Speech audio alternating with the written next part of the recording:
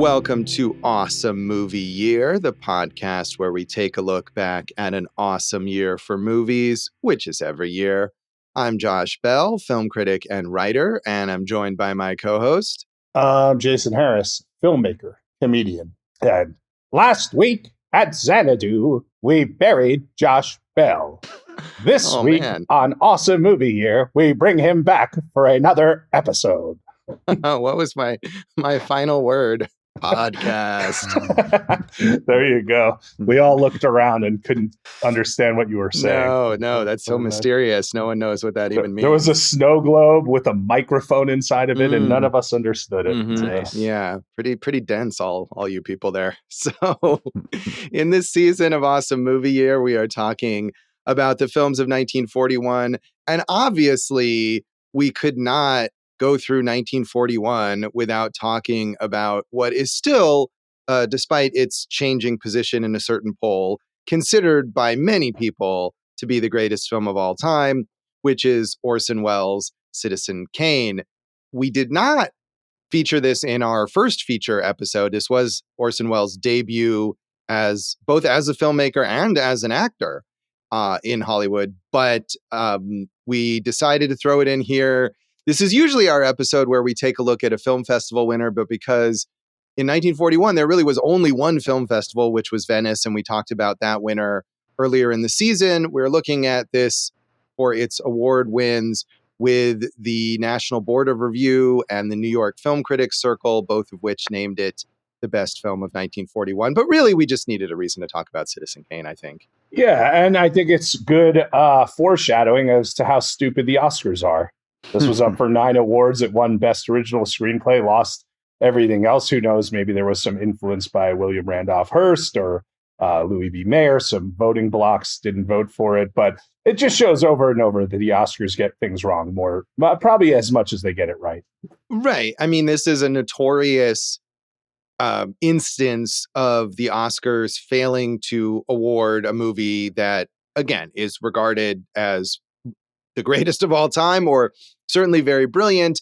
And that kind of, although I feel like this is not really viewed this way anymore, but I feel like for a long time, that Best Original Screenplay award was looked at as the award for something that's innovative and clever, whereas the Best Picture is going to go to something safe and familiar. And I don't know that that's always the case, but that has happened a number of times. That was always the case when we were growing up. Pulp Fiction gets screenplay, Forrest Gump gets Best Picture. And I'm not knocking Forrest Gump, but... you can knock Forrest Gump, please. Last season on Forrest Gump year. No, I don't know what that even means. But I mean, they threw him 1 out of 9 bones, but it's like, come on, man. I know this was one of those things that didn't make a ton of money. It was well regarded. It was also, hit in the press for obvious reasons. But as many movies of this year, it was, kind of reassessed and rediscovered in the 50s by the French, my guy, Andre Bazin. And here we are, baby. And this deserves every accolade that it gets. It does. It does. We here at Awesome Movie Year will take the controversial opinion that Citizen Kane is good. So, someone had to do it. We had a 3-hour meeting and it went back and forth. And finally, we just had to say, look, Citizen Kane, good movie. Yeah. So fair warning, we're going to get into that. But this it was not a hit per se, box office wise. As you said, I mean, it was sort of sabotaged by William Randolph Hearst, the newspaper mogul, who is partially the inspiration for Charles Foster Kane, the main character played here by Orson Welles, although not entirely. And there were some other wealthy industrialists and titans of industry who inspired aspects of this character. But shockingly, a very rich, powerful person was thin-skinned and used his influence to try to kill a film that he perceived as insulting to him, even though he probably didn't even see it. The other people, Josh Joseph Pulitzer, and then Chicago tycoon Samuel Insull and Harold McCormick, were the 4. And then, of course, Mankiewicz kind of used some aspects of his life growing up and being part of Hearst's inner circle and around all these rich people. Yeah, that's Herman J. Mankiewicz, who is the co-writer of this film along with Orson Welles. So the movie was blocked from appearing in some theaters. It was blocked from being advertised or even mentioned in the newspapers that Hearst owned. And so it arrived with this level of controversy. Like all the reviews that I read make mention of this in one way or another.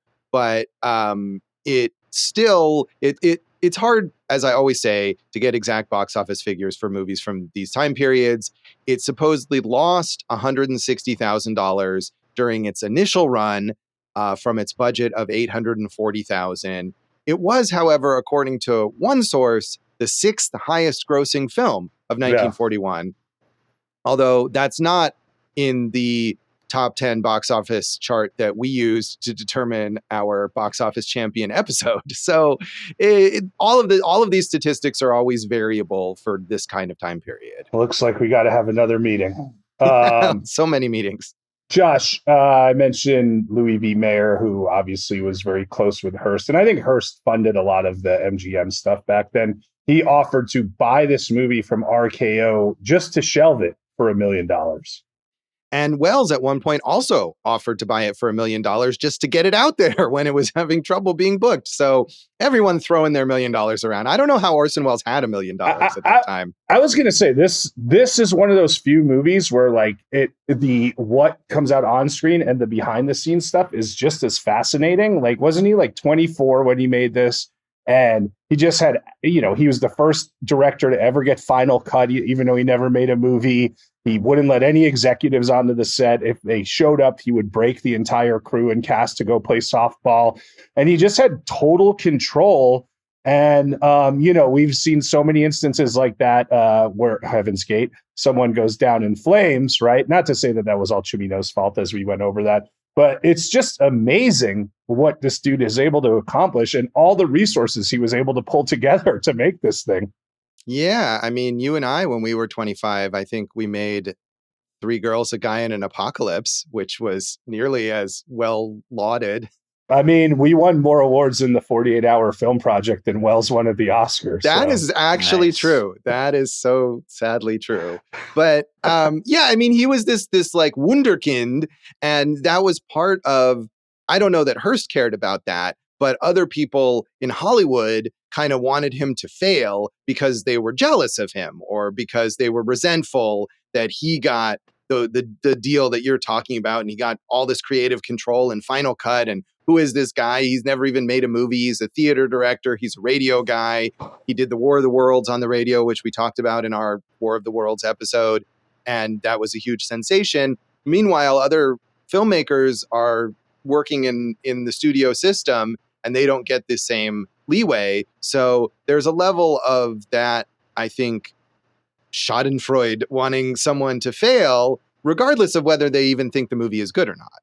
Right. And, what I also thought was cool was like RKO was at a point where it was on wobbly legs. And what they did was they didn't like double down on let's remake The Wizard of Oz 2 years later. Right.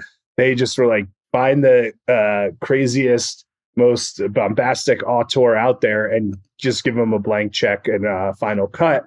And this is what came of it. So I love that strategy. Yeah. And I mean, I think as we talked about in our Sullivan's Travels episode with Preston Sturges, who also is someone who got an unprecedented amount of creative control over his work, having that one person at the studio who is your champion makes a difference. And in both Sturges and Welles's case, once that person leaves the studio, they don't have, their career kind of goes with them, unfortunately. So, but for this one moment, Welles did have everything that he wanted and he used it. He had, aborted attempts at other projects before getting Citizen Kane going. And as you said, he used all these kind of tricks to make sure that the studio wasn't interfering with him in any way. And he really made the most of his opportunity.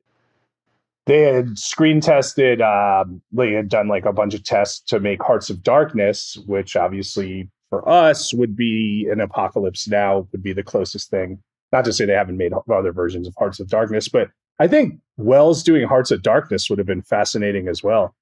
Yeah, I mean, I think we associate that so strongly now with Apocalypse Now that it would have been interesting if there had been a version like that from this period, and whether Coppola would have made Apocalypse Now if that had been as big as Citizen Kane or something. But who knows? Maybe it wouldn't have. I mean, this is such a confluence, not that Welles isn't talented, but this is such a confluence of factors that turns this into this great film that maybe if he had made Heart of Darkness, it would have been good, but it, it's no Citizen Kane. The horror. The horror. So this did eventually gross $1.8 million on its various re-releases.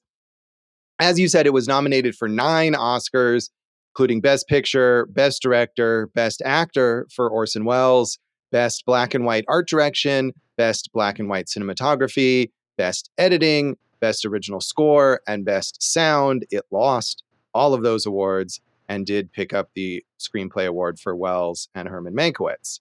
I'm shaking my head, Josh, as you're talking, because I mean, we've talked about Sergeant York, right? That was Cooper won for, that best for Best Actor. Yeah.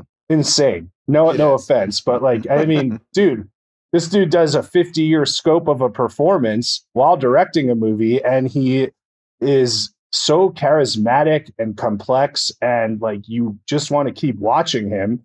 Meanwhile, Greg Toland is basically redefining cinematography as he's making this movie. And I'm just like, what are we doing here, guys? Come on.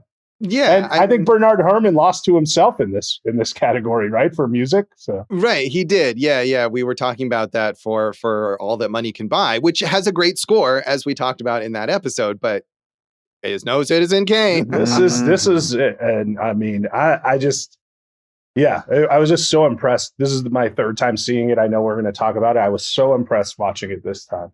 Yeah, I mean, and I think one of those things about Welles's performance, right? We talked about Gary Cooper, 40-year-old Gary Cooper plays like, 20, 18, yeah, right. or something, and is not convincing. But Welles, who was 25 at the time, is completely convincing as Kane from like that age or a little younger, from his early 20s all the way through his 50s or late 50s or whatever it is, or older when he dies. And the makeup is the makeup looks better in this movie than modern old age makeup looks, I think. And but the performance makes such a difference. You can put on that makeup and someone can still act like they're 25 and it won't be convincing. But Welles has the mannerisms to totally make it believable that he's this whole range of ages. Yeah, so I rewatched The Third Man, which I know you and I both loved. Dave, have you ever seen The Third Man? I haven't. It's been on my watch list. I wanted to get to it. Oh, it's so good. Yeah, you got to watch it. It might be the best of all the noirs that I've ever seen, I'd say, Josh. But what's so fascinating is Welles plays this kind of repugnant, awful person, but he's so charismatic. It's like you're still rooting for him, but he doesn't shy away from the repugnancy of the character. It's a very complex interesting movie to watch. Going back to this, Josh, all those things you're talking about, makeup technique, cinematography, music drops, all this stuff. This is all the structure of the screenplay. It's all never been done before on film, right? And it's 84 years later. And you're like, all of this holds up today better than most versions of it we've seen since. It does. I mean, and I think that's one of the things, and maybe this is more the legacy, but movies like this, people are like, oh, some stuffy people decided, the academics and critics decided this was the best movie of all time. It must be like really boring. This is an entertaining as hell movie. It is paced well. It's engaging. I mean, we talked about Jean Dielman, the current Sight and Sound winner, which we did like, but even if you think that movie is great, it is a difficult watch. And I don't think Citizen Kane is a difficult watch at all. Right. Mankiewicz wrote like a 300-page rough draft that Welles distilled down. They obviously fought over credit, even though Welles not only gave him the credit, but talked about all of his contributions. And they just got it right. They got it. Every chance they took paid off. So critics generally were responded very positively to this film. And it's interesting to me to see that, we talk about the reputation now, but even at the time that this came out, even with all the controversies and difficulties, people were already anointing it like the greatest film of all time. So Bosley Crowther in the New York Times said, In spite of some disconcerting lapses and strange ambiguities in the creation of the principal character, Citizen Kane is far and away the most surprising and cinematically exciting motion picture to be seen here in many a moon. As a matter of fact, it comes close to being the most sensational film ever made in Hollywood.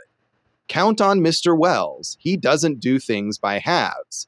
And the consequence is that he has made a picture of tremendous and overpowering scope, not in physical extent so much as in its rapid and graphic rotation of thoughts.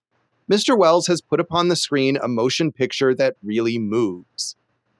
Well, let's look at the physical. I mean, they were able to cheat sets. They built ceilings on sets, which wasn't done before, just to kind of show the aspects of the room and, really showcase the kind of dimensions of the sets and the characters, right? So I think physically this is an impressive production as well. However, they cheated Xanadu, the mansion, and everything else. Like, it looks kind of like The Brutalist last year, which is, you can draw a straight line from one to the next. But hey, how did they make this for $900,000 and make it look this good?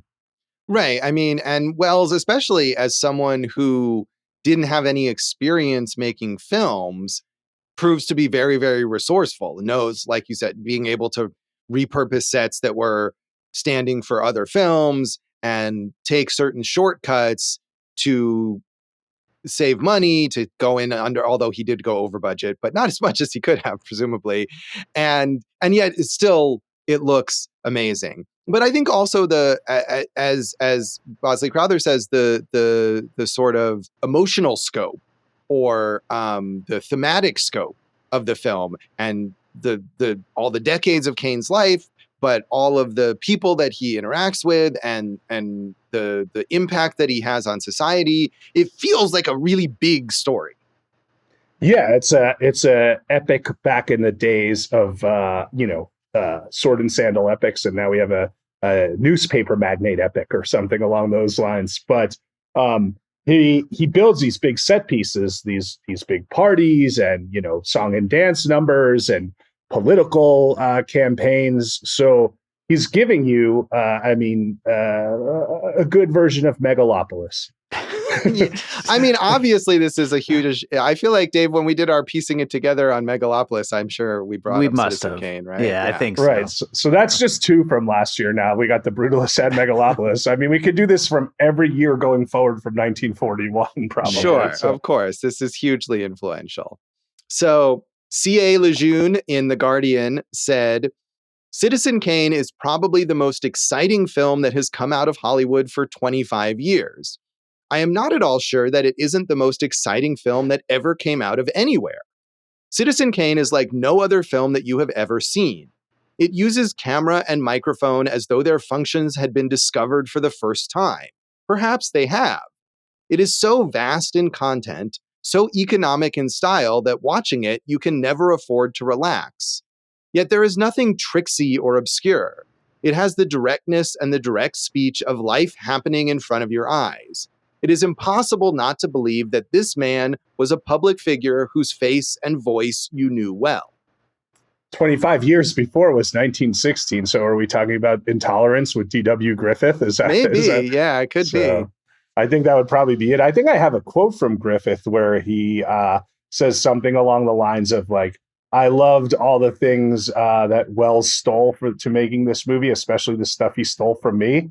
Griffith was a total charlatan huckster of a guy, I believe. I think, and also a racist, right? So, a super racist, definitely. We always try to separate the art from the artist. He made good movies, but racism still bad, Josh. Still bad. Mm-hmm. All I'm saying is I found that interesting that he was like, "This is the best thing I've seen since 1916." I tells you. Yeah, it's a woman critic, but yes. Well, I'm not going to just raise my voice, This is the best thing. Never right. mind. No, you said, yeah. Anyway. I mean, and I think acknowledging here that these, like what you were talking about, the revolutionary approach in all of these technical aspects that people did understand and see that at the time. And yet it also does, I mean, it's not naturalistic per se, but I do feel like the acting and the speech and And Welles does something that, like, we talked about with Robert Altman decades later, of kind of overlapping dialogue, something that he was familiar with from radio. It does feel more like recognizable human interaction than some stylized films. I mean, everything adds on to everything. The style adds on to the dialogue, vice versa. Like, it all just works cohesively. I think part of that is that he had mounted so many successful theater productions. Obviously, storytelling on radio has to be a little crafted a little differently. So I think all of these influences added up to this just insane debut. Yeah. So I did want to grab this the slightly negative review because for a few reasons. It does reflect the idea that this had already been anointed like a classic.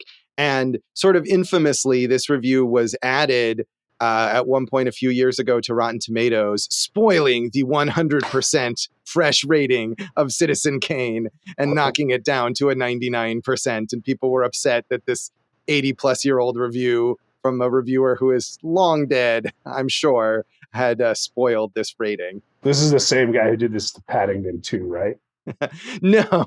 This is our friend May Tenay, the pseudonymous critic at the Chicago Tribune, who said, "You've heard a lot about this picture, and I see by the ads that some experts think it, quote, the greatest movie ever made. I don't. It's interesting. It's different. In fact, it's bizarre enough to become a museum piece.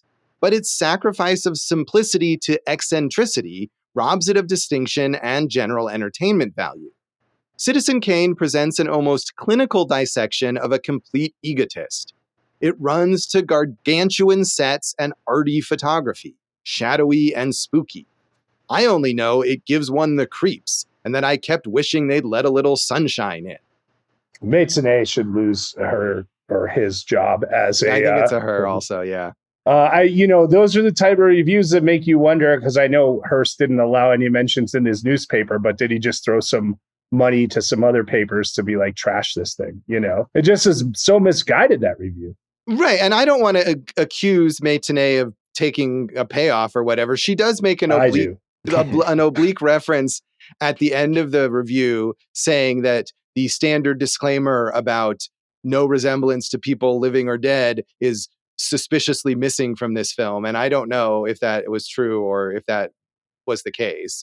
But, obviously taking a slight dig there at the idea that it's based on Hearst.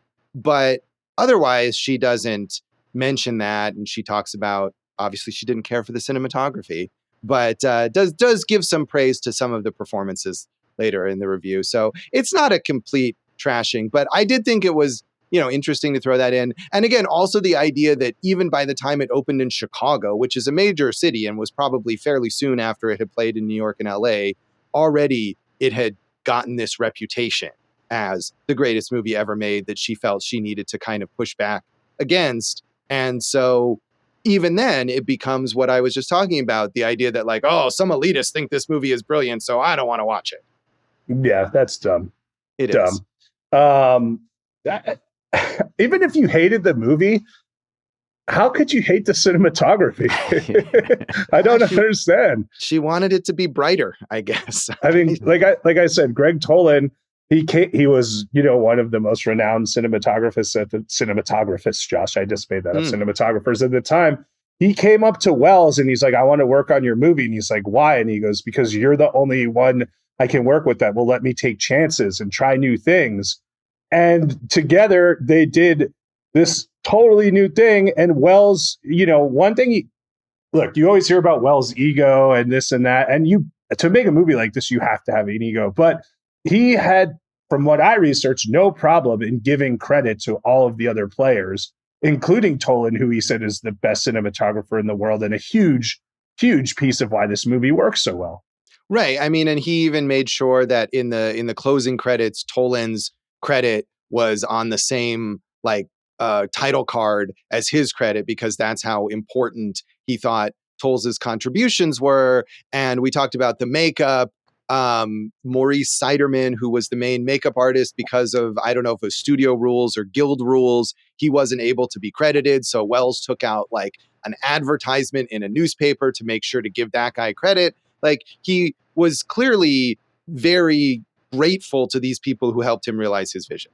Siderman was an assistant makeup artist, and somehow Welles found him, and then they did, he showed him his studio and these tests, and Welles hired him. But you're right, like, because of whatever the rules were, they weren't able to give him credit. Not to mention screen debut for maybe all of these actors because they were the Mercury players, right? So like, what? How did this work so well? Yeah, I mean, and that too, the way the credits are structured in this film, where it's like very, very rare. Now we see this all the time, but at the beginning, there are no opening credits. There's just the title. And then at the end of the film, he has this little, like, let's introduce the actors. And in a way that is like really generous. As you said, many of them are making their screen debuts. So we want to give them a spotlight or something like that in this little title card. And then each of them get their own moment. And then Welles doesn't give that to himself, even though it's also his screen debut. He puts his credit in at the bottom of the sort of and also starring list, and almost, downplays it, which in a way is also an egotistical thing. Like, I made such an impact that I don't even need to give myself the credit. I mean, whatever. Either way, he's sharing the light, right? Yes. So yes. I just before we started recording, I watched the original trailer because this was the first time a trailer had ever been done where they didn't show any clips of the movie. It's like a little mockumentary. It was documentary. It was Toland's idea where, it's just Welles, and half of the documentary is like, I'm going to introduce you to the players. This is Joseph Cotten. You'll be hearing a lot from him later on, or Agnes Moorehead. That's a name to remember, and it was just him just saying like, you're really going to like this guy, and stuff like that. So, the whole thing was just him. Yes, it was his, but he also shared the wealth. Right. I mean, and that trailer too, even, is so influential. I thought about, obviously Alfred Hitchcock had been working for years, and I don't know when he started doing his trailers that were like that were Hitchcock on screen, like, hello, I'm Alfred Hitchcock, and let me tell you about my new movie. But you see trailers for things like Psycho or other later Hitchcock movies, and he does that all the time. And I wonder if he was influenced by Welles doing that for Citizen Kane. You just put a sound loop in my head of a conversation between those two. Good evening. Good evening. Good evening. Good evening. I hope they met at some point, because that would be quite an experience for both, I think. So, Jason, you said this is the third time that you saw this film? Yeah, the first time we watched it was in our film club. That the first time I had seen it. And at that time I was going through a breakup. So I don't even know if I would have enjoyed anything. But I thought it was fine. And then I think when Mank came out, I probably rewatched it. And again, I felt the exact same way. So going into this, I was like, I'll probably think it's fine. And it just blew me away this time. I mea culpa, bro. This is I liked it fine, but now I get it. Like, this is everything that everyone says. Yes. Yeah, I saw it. Maybe it was in college or soon after college the first time. I was trying to remember if I watched it for like my film studies 101 type class in college, and that's very possible. Or I might have just rented it at some point after college because it was, it's Citizen Kane, I should watch it. And then I think the time when we watched it in our film club, and shout out to Tony Macklin, who was our mentor and guide in that, was the second time I'd seen it. And I don't think I'd seen it since then. So it'd been a while. And my reaction was more positive than yours at the time. But I think it's hard to watch a movie like this, and we've talked about this a lot with some canonized classics, and really appreciate how great it is, given how much you've been told how great it is for so long. And things like Rosebud that have become like pop culture punchlines and don't have the same impact. But it is brilliant, and I certainly appreciated it just as much this time as before. So, Dave, had you seen this? I watched it in the lead up to Mank, and I was also, just like you were just saying, it's one of those movies like, how could this be, as good as The Reputation? But I ended up really, really liking it then, and I really liked it now. All right. Again, controversial take here at Awesome Movie Year. Citizen Kane, good. Yeah. So this is one of these movies, like when we talk about Star Wars or Jaws or something, where we could spend hours and hours. But anything else specifically you want to say about the background of this? I honestly think we've kind of covered a lot of it, just going through all this stuff. Where I know Dave watched the documentary. What was it called, Dave? The Battle for Citizen Kane. Which was probably fascinating too, just learning all that kind of behind the scenes positioning. And, so you have that story, you have all these technique stories that he's doing, plus the writing, which is obviously covered in Mank, and the actual product that they're putting on screen. This whole thing is just fascinating from every angle. Yeah, it is. So we'll come back then and talk more of our general thoughts on Citizen Kane.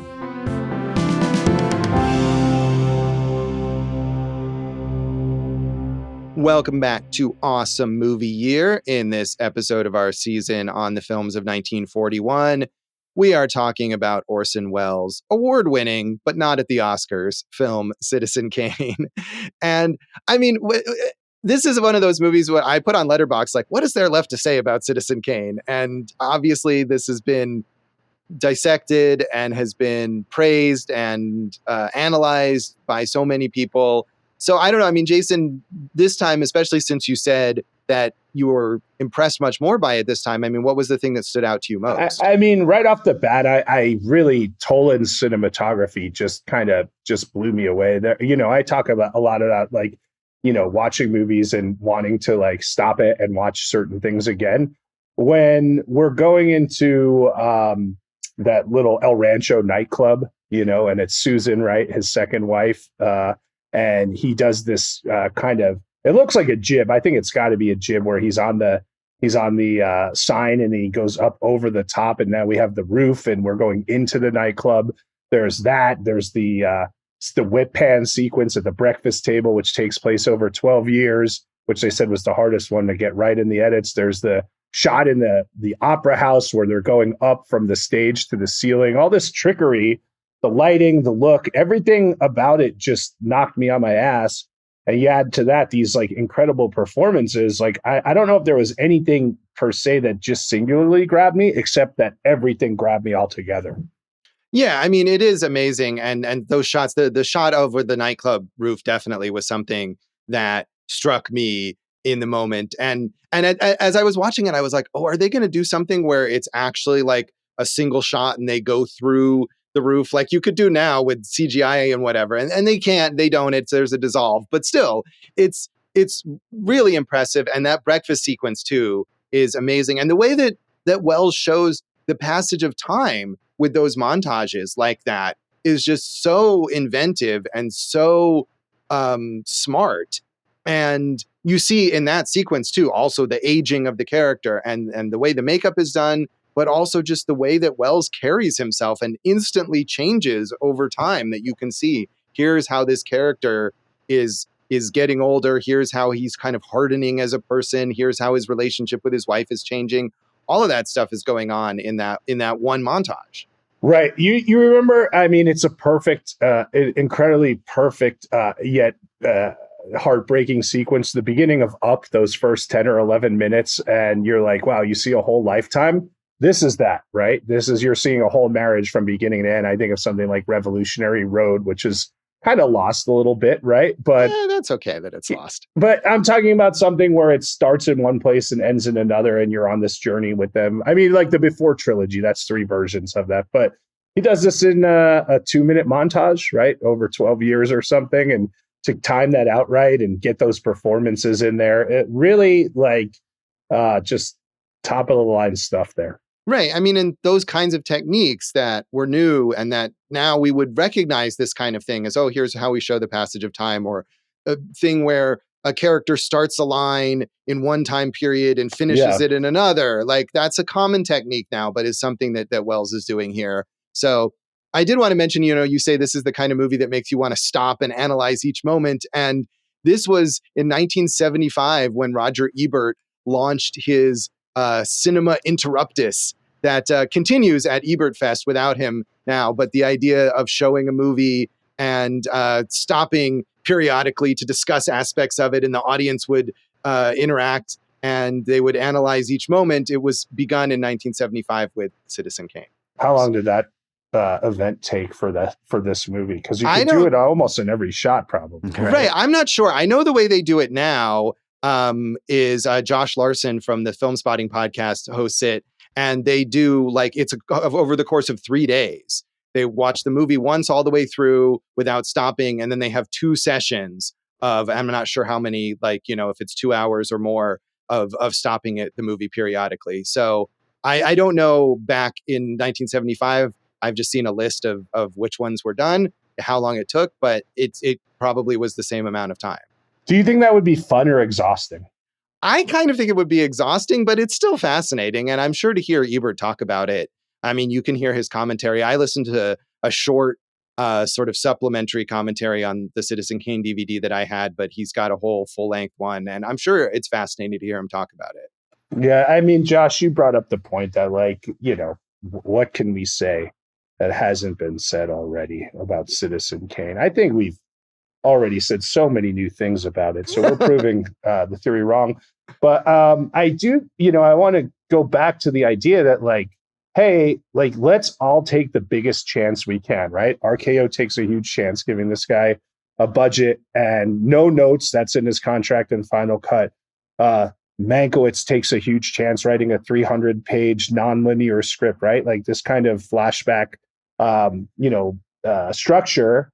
Not to say there hadn't been flashbacks before, but there hadn't been a movie that was structured like this. Wells is taking every chance there is. Toland's taking chances. The makeup, we talk about Bernard Herrmann, and this was the first movie. I saw a quote from Truffaut where they're like, this, because of his radio work, is the first movie that's actually using music correctly to bridge from one scene to the next, and everyone's kind of learning from that. So, and then you have all these like first-time performers, guys like Joseph Cotten, who becomes a legend, and really, really strong performances throughout. So I just, I don't think this is ever something that could be replicated ever again. Right, of course. I mean, and people have tried, as we've cited many examples. Not that they're trying to replicate Citizen Kane per se, but they're using some of these techniques or borrowing from Citizen Kane. And there's nothing wrong with that. But I mean, I think you're not going to you're not going to be revolutionary in the way that Citizen Kane is revolutionary again.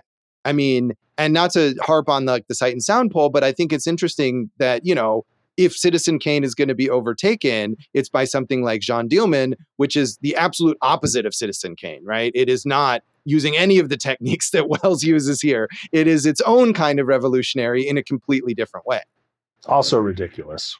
Well, right. That may be so. But I think also, just to add into that, Jason brought up The Brutalist earlier. And like anytime a filmmaker is just really going for it, that is just so damn exciting. And I think that is like the biggest influence to take from this movie. Right. I mean, and that's one thing that Welles did throughout his career. And it didn't usually work out as well as it does here. But he never gave up on having that kind of ambition and ignoring detractors and taking the money and doing what he wanted with it and all that. And oftentimes it ended up with a mess or a movie that didn't get finished or that was compromised or was taken from him. And that could have happened here and it didn't. But I agree. Always. I mean, I feel like even if this was a boondoggle, we would still want to talk about it. Yeah. You wonder, Josh, because after this movie, like you said, execs left and his contracts were restructured, and right after this, Magnificent Amber, since he lost total control of that movie, like, this was one of those situations where maybe if it ain't broke, don't fix it type thing. Like, let him keep, stick with the hot hand in basketball, pass it to the dude who's making baskets, right? So you love the sports, Josh. You know what I'm talking about. Sure. But I mean, when Steph Curry's hot, you get the ball to him. I think probably some of these boondoggles and projects that didn't turn out as well as they should have was, I don't know if he lost enthusiasm or whatever, but it's probably because he was so controlling, and that he as an auteur, that worked for him. Right. I mean, and you say that, they should have stuck with the success, but of course this movie wasn't a success initially. Critics may have liked it and it may have gotten those Oscar nominations, but it didn't make the money that they wanted. And the studio had this massive hassle with Hearst kind of trying to destroy their film. And so from their perspective, it might have been like, look, this actually didn't work out to give this guy all this control. We got this movie that was a pain for us to deal with. I mean, the flip side of that is RKO, like we said, is, kind of on shaky ground here. And if nothing else, this got them a huge amount of acclaim and back in the story as far like, hey, look at who's making the most exciting movies, right? Right. Yeah. I mean, and I don't know, again, exactly how there's a number of factors, I'm sure, that went into this. And a lot of times these things that, Wells seemed to have terrible luck, especially later in his career with these projects where he would get financing from dodgy sources that fell through or things were embezzled. I mean, you read the history of The Other Side of the Wind, the final Wells film that was reconstructed back in 2018. And the reason that it took 40 plus years for that to happen is just insane. And the amount of people who are battling each other legally, and it's the Shah of Iran is somehow involved in this, and that was like his whole career. Yeah, I mean, this, Josh, and we always personalize stuff. Like right now in in movies, like there's so much money to be found and to make projects overseas, right? And I just wish that he would have found like that investor in Europe who was like, here, I'm going to fund you like the Medici's did Michelangelo, go make stuff, right? Like that would have been just great. Yeah, I mean, and he went to Europe, but he still had got trouble there too. Right. Yeah, exactly. it was all that. But I mean, getting back to this movie, of course, this worked out. Like we said, all of the chances that he took that could have fallen apart work perfectly. I don't know. I mean, I don't want to call this movie perfect or whatever. And I mean, it's hard to say. And for me, it's also like on a personal level, this isn't maybe my favorite movie of 1941, but really I would be hard pressed to cite anything about this movie that doesn't work. I agree. I mean, it's not my favorite movie. The same time, I just watched it. And if you were like, watch it again right now, I'd be like, yeah, let's go. Like, this is one of those movies that you really like if you're coming from film. I mean, obviously it's entertaining, right? But from an academic standpoint, you could probably watch this, over and over and over again every week and learn something new each time. Yeah, I mean, and for me, again, especially this time, what I came back to was like, it is really entertaining. Like, it is as entertaining as any Hollywood movie from this period that you would want to watch. Kane is fascinating, but he's funny and it's dramatic and there's kind of a mystery. Although, of course, I mean, Rosebud is so famous that most people will know what Rosebud is before going into this, but it's not predicated on the mystery. That's just sort of like a pretext, and it's dazzling to look at. All the performances are great. I mean, we're talking about Wells and how good he is, but Joseph Cotten, as we said, is so entertaining as this kind of wry, like sidekick / conscience to Charles Foster Kane, the drama critic who's his old college friend who, has this falling out with him and everything. And he's so good in this film. And Wells also, even though this is about this towering man and who kind of dismisses, he marries and then discards these women, Wells gives the actresses substantial parts, especially Susan Alexander Kane, the second wife, who is this small-time singer that Kane forces to try to become an opera star, and the position that she's put in. All of these performances are really good. Yeah, so that performance, there were aspects of like that. Oh, what are you talking about? You gotta tell me who my husband was, that I thought was a little cartoonish, but it's all good. I mean, they were showing a difference in class, and I think they were going with, a dialect for a reason. But all of it is the impetus of like a man who knows nothing but ambition, and if you try to thwart that ambition, he's just going to push harder for it, which is we get to that sequence where you mentioned, Cotten's about to write a negative review of Susan's opera singing, and Kane fires him and then finishes the review, right? So it's like, hey, I'm going to write it like you would write it. So I'm going to cut off my nose to spite my face just to show you something, and then we're never friends anymore. It's everything's very complicated too. Right. It's a weird kind of integrity because he fires his best friend, but at the same time, he's not going to say, we won't run your review, or I'm going to write a positive review and put your byline on it, which is what everyone else has done. Everyone else is so afraid of him that they've written all these positive notices, whether it's the music critic or the news department or whatever. Everything has been perfectly glowing because they know Kane wants it that way. And Joseph Cotten is the only one who will stand up to him, Jed Leland. And Kane respects that, even though he can't tolerate it. So It is a complicated portrayal. We got a Jebediah here to go with our Jedediah. Jedediah to go with our Jabus from a few episodes. I feel like there are more Jedediahs than there are Jabuses. Yeah, well, I mean, really, where are we scraping right now to get there?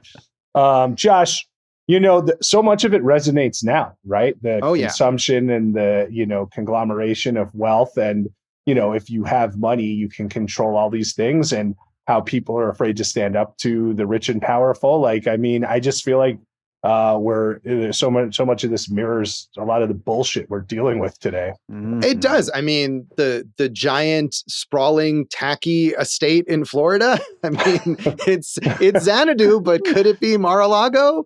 And I mean, the one thing that really struck me, because I remembered that, but when Kane loses his election for governor of New York because he's been found in the scandal with Susan and, is cheating on his wife or whatever.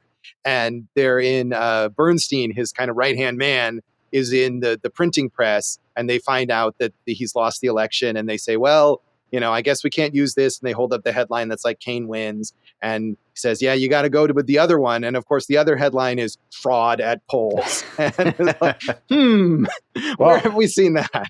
Right. Also, maybe if he just raw dogged a porn star and then lied about it, he could have gotten away with it, or just, claimed he was a good Christian, even though he did nothing Christian at all, and then sold Bibles with his face on it. And then all of these hypocritical Christians could just vote for him.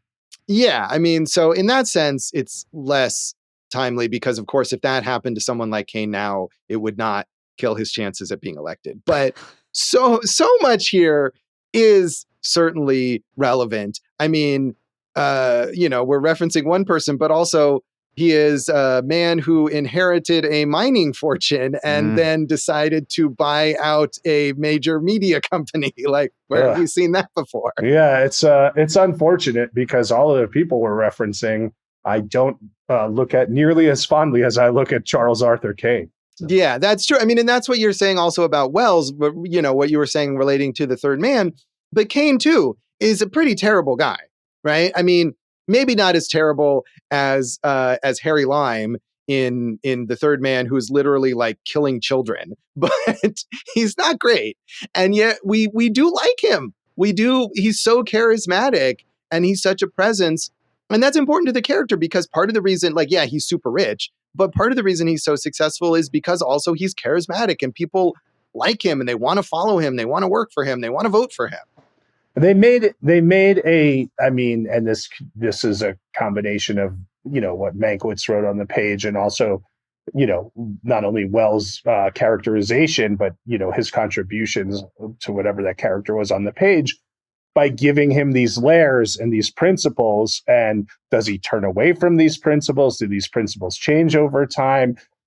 Do they just not align with what he's doing at the moment? There's really like a lot of, I keep using the word complexity to this, and when you have a character that complex, you can get away with having certain characters as like the yes men, or as you're saying, Jedediah, who's like kind of the diametric opposite, right? So there's just conflicts, internal conflicts, external conflicts, everything just kind of ticks on this thing. Yeah, I mean, and we think he has principles in a way, right? He starts out where, he's this super rich guy, but he buys this newspaper and he comes in and he says, here, he handwrites that Declaration of Principles, and he says he's dedicated to the working class and we're going to help the people of the city. And you think, well, maybe he is a rich guy who is going to use his money for good. And then, of course, not so much. And you wonder, were those really his principles, or was this just like a gimmick that he wanted to get attention? And Jed Leland, years later, mails him that handwritten note, and he just tears it up. And you think in another movie that might be the moment of reverie where he's like, oh, my youth, I remember now. But he's just like, nah, fuck that. Well, I mean, he's pining away for a much more innocent time in his youth. And I mean, this is a man who has everything in the world, but nothing that he wants, right? So that's why that Rosebud reveal and, kind of full circle moment is so effective. Should we talk about Rosebud? How do you feel about Rosebud? I like to think of it as the rumor went that it was referring to William Randolph Hearst's affectionate nickname for his lover's clitoris. That's probably not true, but how do we think about it as a dramatic device in this film? Oh, okay. Well, my mind's on something else, so why don't you take this one? No, I mean, I think what I like about it is that I think, like I was saying before, that it's so famous that you probably know what it is, even if you've never seen the film. And it doesn't matter. It's one of those things. It's not a spoiler in the same way that, like, if you know about Bruce Willis's character in The Sixth Sense, it's a spoiler. Although, as we talked about in our episode on that, that's still a great movie, even if you know that. But I feel like that's a more significant, like, oh, whoa, revelation when you watch the movie for the first time. Whereas here, part of the point of the movie is that Rosebud actually isn't important. The reporter character spends the whole movie trying to find out what Rosebud is, never finds out, and it doesn't really matter. But at the same time, you know, the sort of insignificance of it and the final shot of Rosebud the sled just being thrown indiscriminately into that furnace along with all the other junk that they don't want anymore, shows you how Kane is kind of, everything important to Kane is going to be forgotten. But also, it's so important, even if it's insignificant, because it's saying like, hey, when I was young and poor and living a simple life with my parents on this like homestead, that's when I was happy, right? Once the bank took over and I became rich and they raised me with all this money and privilege, none of that ever satisfied what sledding on a hill did for me as a, young child. So like that last shot has such, yes, you get the like neat bow on it, but it has such emotional resonance as well. Right. It does. But I also just think that it doesn't need to have like the surprise in order to do that. And I was sort of surprised to realize that Rosebud the sled shows up so early. The sled is clearly so important, like almost immediately after the reporter has the meeting with his boss. He's like, find out what Rosebud is. We get this flashback of young Charles Foster Kane playing with his sled. And it's like, oh, there it is. There's Rosebud. Okay, we found out. So I like that, even though, of course, you wouldn't know that. We wouldn't know, Then. But, Josh, you keep talking about this structure where, we have the reporter kind of, it gives us this interlude feel. And I've seen so many movies do this badly with the structure where it's like, hey, we'll just follow a reporter around and we can jump from this to this. And it breaks up story momentum and gives you an excuse to like not answer certain things that are necessary. And none of that happens here. Yeah, I mean, and that reporter character is always like kind of in the shadows. We never really see his face. And I feel like a lot of modern movies would be like, let's give the reporter a character arc. Let's have him have something. What's going on in his home life? Yeah. Right. I think about the overall decent like Mr. Rogers movie with Tom Hanks that we had a few years ago, where it's all about the reporter having to come to terms with his own emotional issues related to interviewing Mr. Rogers. It's like, come on. We don't care about this guy. Like, we care about Mr. Rogers. I mean, that's the exact same issue I had with the bike riders last year. Yeah. Want to start a bike club? Maybe, but I don't need to have an interview about it. So, Right. But this is, I feel like in the bike riders, actually one thing, and I think I like that movie more than you did, but one thing that Jeff Nichols does do in there is he doesn't really try to give that reporter character much of an arc, even though it's based on a real person. And he maybe is taking more of his cues from Citizen Kane. But here, yeah, I mean, other than the reporter at the end kind of saying like, yeah, I don't know, I couldn't figure out what Rosebud is. I guess we're not going to know, whatever. He doesn't have any kind of emotional connection to what's going on. But this character moves the plot forward. Yeah. Whereas opposed to something like the bike riders, it breaks all the momentum of the plot. Well, we don't need to relitigate the bike riders here necessarily. But it's already done. And I mean, also there's the nonlinear structure of it. He starts out, the first person he wants to interview is Susan Alexander Kane, and she turns him down. So we don't see her portion of the story at first. And then he goes back to her later on and she's willing to talk. And so we double back over and over, and it's not confusing though. And we keep learning more about Kane, even though also we've basically got the whole story in the first 2 minutes of the movie with the little newsreel that tells you everything, the highlights of his life, and yet we're not annoyed or it doesn't feel repetitive.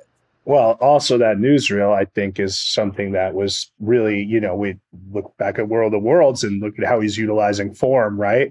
And he's using short kind of newsreel piece that you would see before the movies inside of the movie, which I don't know how often, if at all, that had been done, but maybe not that effective, where it's like, hey, this giant of, industry died. So like we're beginning at the end and now we're going to work backwards to get back to the end.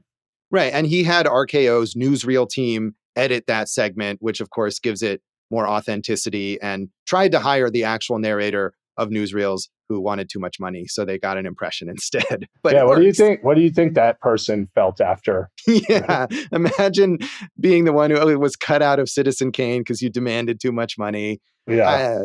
I'm sure he did fine, that guy. Also, Josh, there are these, we've talked about the shot design, but like, how about how he fills the frame? There are some crazy shots in here where you're like, I'm seeing a profile of a parakeet or a toucan, and then it flies off frame and there's all this stuff going on in the background. And it's like, what the fuck, man? Like, you guys are on it, bro. So. Yeah, I mean, so much deep focus here, especially like the scenes in Xanadu is where I really noticed it, where they're trying to convey the vastness of this ridiculous giant mansion, and you see Susan and Charles Foster Kane trying to talk to each other across this giant expanse of a room, and he gets them both in the frame. And I thought about like Tim Burton's Batman with Bruce Wayne and Vicky Vale having dinner together across that table, and that's another, like, Bruce Wayne, even portrayals of Bruce Wayne have been influenced by Charles Foster Kane, I'm sure. Yeah, so deep focus is having everything in focus, foreground, background, and whatever's in between, which again was not something that was like, yeah, cool. Like, I mean, it's basically Toland's technique, right? Yeah, I mean, Toland, like we said, he sort of invented aspects of cinematography in order to make this film, which is pretty astonishing. So, Dave, do you have any thoughts you want to add? I mean, you guys covered everything. I mean, I jotted down one part that made me laugh was when they're interviewing Leland and he's so focused on getting a free cigar out of the interview. So I just thought I'd shout that out. So his doctors are trying to keep me alive, but they got another thing coming, right? Right. Yeah. He's ready. He's ready to kick the bucket, and he's very cheerful about it, really. So he lived a full life in it, Josh, I got a few quotes I just want to read real fast. This is from Kane, from Welles's press statement. Right before they released Citizen Kane. He said, "I wish to make a motion picture which was not a narrative of action so much as an examination of character. For this, I desired a man of many sides and many aspects. It was my idea to show that 6 or more people could have as many widely divergent opinions concerning the nature of a single personality. There have been many motion pictures and novels rigorously obeying the formula of the success story. I wish to do something quite different. I wish to make a picture which might be called a failure story." Yeah, I mean, and I think although he cites novels being more conventional, I think the structure of this film and the thematic aspects are something that would have been more commonly seen in novels during this period than they were in films. So we talked about his age and just the chances he was taking. When asked about that, he said, ignorance, sheer ignorance. There's no confidence to equal it. It's only when you know something about a profession, I think, that you're timid or careful, which is so true. As a comedian, I keep trying to take risks, but I think when I was young and didn't know the rules, I didn't worry about the rules, right? Right. I mean, and I think that happens, of course, once you are experienced, you can't take those risks anymore in the same way, even though, as we said, Welles throughout his career kept trying to take those risks, but he could never recapture the sense of ignorance that he had when he was 25 and making Citizen Kane. To be ignorant. And was that your last quote? Yeah, I mean, I have a quote from Spielberg, but he agreed with us. It's good. Oh, Spielberg, an awesome movie year. Once again in sync. So, I mean, should we rate this out of 5 rosebuds? 5 rosebuds, yeah. Yeah, 5 sleds. The last 2 times I watched it, I gave it 3. This is 4, and maybe next time it'll be 5. Like, you give it 5, you call it the greatest movie ever. I'm all for it. I gave it 4 this time, but can't say enough good things about it. Yeah, I give it 4 as well. And that's, again, not to say that it isn't brilliant. It's maybe not my favorite of this period, and I tend to be circumspect with giving those super high ratings, but it's a great movie. I mean, obviously you don't need us to tell you that, but we're going to tell you it anyway. So four out of 5 rosebuds. Dave, how do you rate this? I'm also going 4. All right. So consensus here on Citizen Kane, and we'll come back and talk about the legacy of Citizen Kane.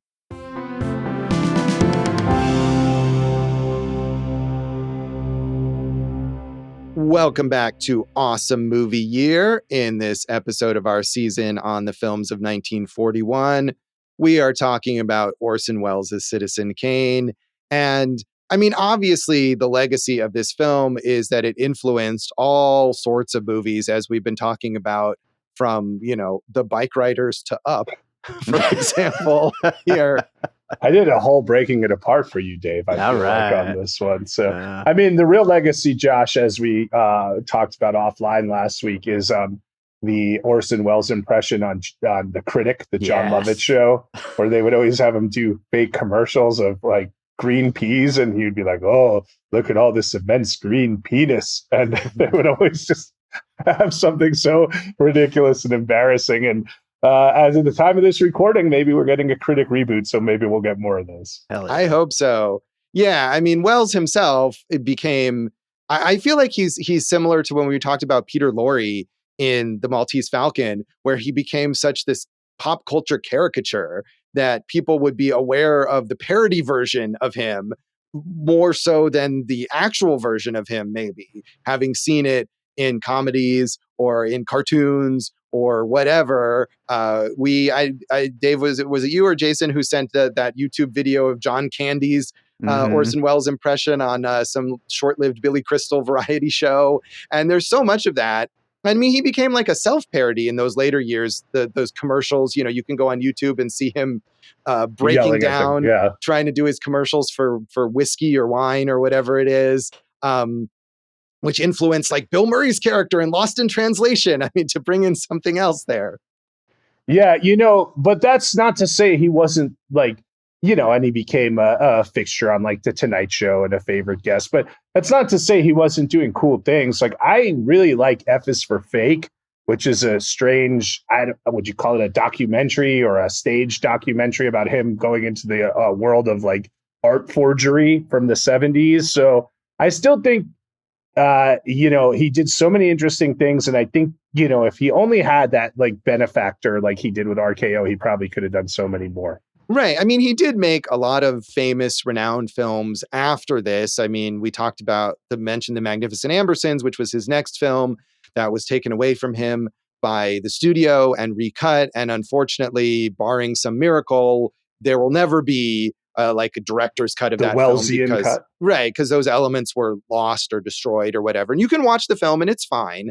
And there's certain people who have like great acclaim for The Magnificent Ambersons and think it's better than Citizen Kane. But I mean, there's a number. You mentioned F for Fake and Touch of Evil. Yeah, we love Touch of Evil. That's a great movie. That is brilliant. And personally, I think I maybe like Touch of Evil even more than Citizen Kane. The Lady from Shanghai, The Stranger, Chimes at Midnight, his sort of deconstructionist take on Falstaff from the Shakespeare plays. And, I mentioned I just watched The Other Side of the Wind, which is, was put together decades later. He spent, himself like 6 years shooting it and another decade trying to edit it and couldn't put it together. And then finally, all these years later, Peter Bogdanovich, who of course was his kind of like protege and is one of the stars of that film, along with Frank Marshall, they were the ones who brought that over kind of the finish line. But there's still you can watch fragments of other unfinished films. And there's so much stuff out there where you can see what he wanted to do and couldn't do. Right. I mean, that's not even getting in. I think we've talked about the radio stuff, right? And how important that was. In 1936, he put a stage production of Macbeth on in New York City with a full African-American cast. Like, this guy's got balls, man, So I found this quote from an actor. His name's Michael McLeamore. He's an Irish actor who I guess Welles was starring with him in a production in Ireland when Welles was 16. And he said, Orson's courage, like everything else about him, imagination, egotism, generosity, ruthlessness, forbearance, impatience, sensitivity, grossness, and vision, is magnificently out of proportion. which I think is a great quote, and also like really shows how he can encapsulate a character like Charles Arthur Kane. Foster Kane. Charles Foster Kane. I was thinking of Nobody Else. That's the second time I did that. Arthur Killer Kane, isn't that guy who was like a punk rock musician? from the New York Dolls? I had confused Orson Welles and the bassist from the New York Dolls. It happens. Yeah, something like that. Yeah, I mean, going to what you're saying, I watched this kind of weird low budget documentary called American: An Odyssey to 1947 for my VOD column like a year or two ago. That was all about that period and basically leading up to when Welles left the United States for Europe. And it gets into all his like activist related work, like you were saying about that production, the Shakespeare production with the all African-American cast. And he had his own radio show, and he became like an advocate for this Black soldier who was beaten up when he came back from World War II, and using his platform in a way that we don't think of. I mean, that you would imagine like a celebrity from maybe the 60s or 70s would have done. And so really like forward thinking in so many different ways. Dave, you're just talking about another movie. Dave, how was that documentary that you watched? I liked it because it was definitely interesting and shed a lot of light on the era and on the movie, on him, and on Hearst. But it also, it felt strangely like a hit piece in a way. Like it was really critical of Orson Welles and his career and his life after this. I mean, it talks just about how difficult, he is like constantly, and also about his weight and like just his personal life and all this stuff. And like, I don't know, it just really kind of painted him in a strangely negative light for something that comes packed in with the special edition of Citizen Kane. In in Mank, they focus a lot on the relationship with John Houseman, who's also a great actor, right? And it's interesting to see like John Houseman was basically like, they founded the Mercury Theater together, but he was basically like his fixer. Whatever Welles wanted to get done, Houseman was kind of put in charge of, almost like the Leland character, I would say, in Citizen Kane. So there's probably, we could keep exploring, and film will keep exploring all these layers of Welles for another 100 years, I'd guess. Yeah, I mean, there are many movies. You mentioned Mank, and there's Me and Orson Welles, the Richard Linklater film. There's, I've not seen, Jason, I think we were talking about RKO 281, which is a film about the making of Citizen Kane. And had you seen that, or you were just considering? No, I was going to watch it, but I watched, I had never seen Mank, which I didn't love. And I rewatched The Third Man, which, man, Josh, you are right. That movie is that's just one of the all-timers right there. That is fantastic. And I know Welles didn't direct that. That's Carol Reed, who is also a great filmmaker. But to me, I like that more than, not that Citizen Kane isn't great or Touch of Evil isn't great, but The Third Man is even greater. It's so good. Yeah, and that's not a problem saying that, just for the record. Right. No, I don't think so.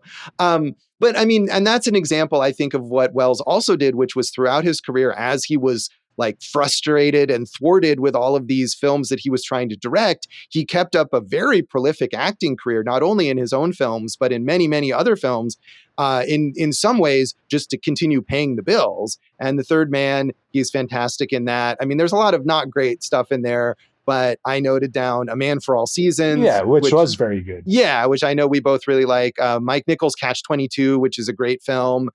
Jason, I know you love The Muppet Movie. And his final role during his life as the voice of a sentient planet in the Transformers, the movie. Yeah. In the 1980s. That's cool. I mean, there's no way of like, we're taking like a tiny pick into a mountain right now, right? Or it's impossible to kind of get through the whole scope of this thing. But I mean, to talk about some of the other players, Joseph Cotten, who was the star of The Third Man and is excellent, worked with Welles on a number of movies, including The Magnificent Ambersons' Journey into Fear. I know, Josh, your favorite movie, Gaslight, which you're on record as saying is your favorite movie. I don't know when you decided that. You're gaslighting me about what my favorite movie is. It is good, though. But, Niagara, we mentioned Heaven's Gate. He's in that. He was also in the original Broadway production of The Philadelphia Story, Josh. Right, as we just talked about. And that was, although this was his screen debut, The Philadelphia Story, as we talked about in our episode on that, had been this massive Broadway success. And people knew him from that before seeing him in Citizen Kane. But yeah, I feel like he's kind of underrated, even though he had this big, long career. He was always kind of like the second lead in most of the movies that he was in, but he is fantastic in The Third Man, Niagara, which is a really good Marilyn Monroe film that we may have mentioned because it's from 1953, and especially in Alfred Hitchcock's Shadow of a Doubt, where he plays the, deceptively sinister uncle who is secretly a murderer. So good in that film, which is a great film. Some of these other players, Josh, like Dorothy Comingore, it's really kind of sad because, we're in 1941 and she was blacklisted and it kind of killed her career. And how much did William Hurst play in like a role like that? Right. I mean, it's interesting to watch, like I was saying about those closing credits where he gives such fanfare. Wells gives such fanfare to like, let me introduce you. And he says that in that trailer as well to all of these players who you're going to hear about over and over again. And in some cases, like Joseph Cotten, he was correct. Or Agnes Moorehead, who I love and was a great character actress for decades. And people remember her, of course, as Endora on Bewitched, where she's just fantastic. And I love Bewitched. But then other people like Dorothy Comingore, who barely was in a handful of other movies before she was blacklisted and then never had a career after that. So it's variable. Everett Sloane, who plays Mr. Bernstein, who is kind of the right-hand man there to Charles Foster Kane, who I feel like is nearly as significant a character as Jed Leland. We see him over and over again, and he's there throughout Kane's career. He had a long career as a character actor. Ruth Warrick, who plays Kane's first wife, had also a long career and ended up for 35 years and more than 500 episodes on All My Children. So, that's a reliable work as a soap actress. And I feel like I was glad to see I feel like there's been so many times where we look at one of these actors' lives and it's like, they were a lifelong conservative who campaigned against civil rights. And I want to give a shout out to Ruth Warrick, who was a lifelong liberal and left-wing activist and refused to speak or perform or something in South Carolina when they were putting up the Confederate flag. And so good. That's good stuff. Erskine Sanford, Josh, who played Herbert Carter, wrote 3 Creature from the Black Lagoon films. Ooh. And a lot of these actors, just appeared in a lot of other Wells movies. George Caloris was in Murder in the Orient Express and The Long Good Friday. So just plenty of good stuff to dig into here. Yeah, I mean, and even the behind the scenes, we talked about Greg Toland so much, who sadly died young, but he was one of the most influential cinematographers of all time. I think we may have talked about him in our episode on Wuthering Heights, which he also shot, which also looks gorgeous and was from just a couple years earlier. And Robert Wise, the editor of this film, went on to become a very, very successful director in his own right, directed The Sound of Music, West Side Story, The Day the Earth Stood Still, Star Trek, the motion picture. So, I mean, Wells certainly picked the right people to work with. I think that's a fair statement to make, Josh. Yeah. So anything else you want to say? I feel like I guess maybe we should mention the Sight and Sound poll, right? It was number 1 in that poll until 2012 when it was overtaken by Vertigo, Alfred Hitchcock's Vertigo. And then in 2022 recently when it was overtaken by Jean Dielman. But for, I think, 40 years, an amazing stretch, it was, bar none, the best movie ever made as chosen by the sort of definitive poll. Sight and Sound, you silly bitches. On that note, anything else you want to mention about the legacy of this movie? I mean, I think the thing to say is we could keep going and going, but this is where we're going to leave it. Yeah, certainly this is a movie that we could do a whole podcast season on, but we will end that here. That is Citizen Kane, and that is this episode of Awesome Movie Year. You can check us out online and on social media. Jason Harris Comedy or Jay Harris Comedy on all the socials. My residency at Jimmy Kimmel's is up and running again. Sundays at 6 p.m. Come see me there. Got a bunch of trivia nights. Also a bunch of Eat This comedies. If you like food and comedy together, you can go to eatthiscomedy.com. If you just want to see what I think of movies, go to Letterboxd at Go for Jason. We're at Awesome Movie Year on Facebook and Instagram because we're not muckraking sons of bitches. We don't have Awesome Movie Pod anymore. And you go now, Josh. AwesomeMovieYear.com. Also, you can check out all our episodes there. I am at JoshBellHatesEverything.com with some old stuff there. Josh Bell Hates Everything on Facebook, at Signal Bleed on Blue Sky and on Letterboxd. And if you're on Letterboxd and you watch this movie or any of the movies we talk about on the show, tag your review Awesome Movie Year. We would love to know what you think.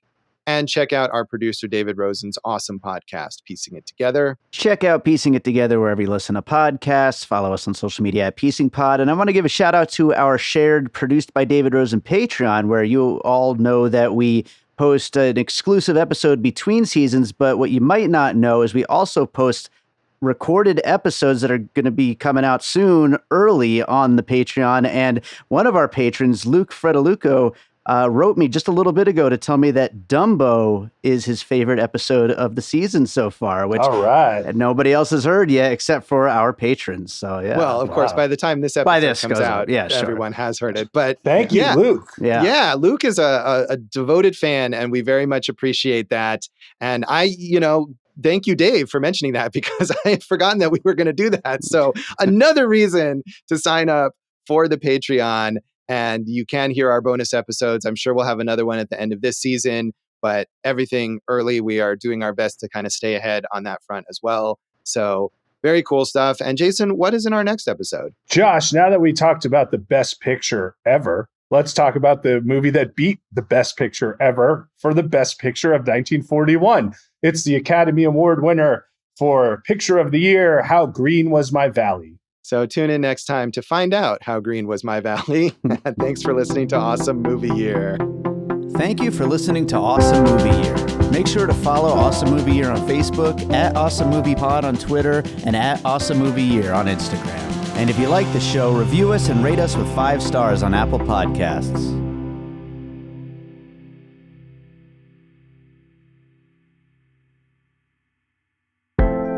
An All Points West production, produced by David Rosen in Las Vegas.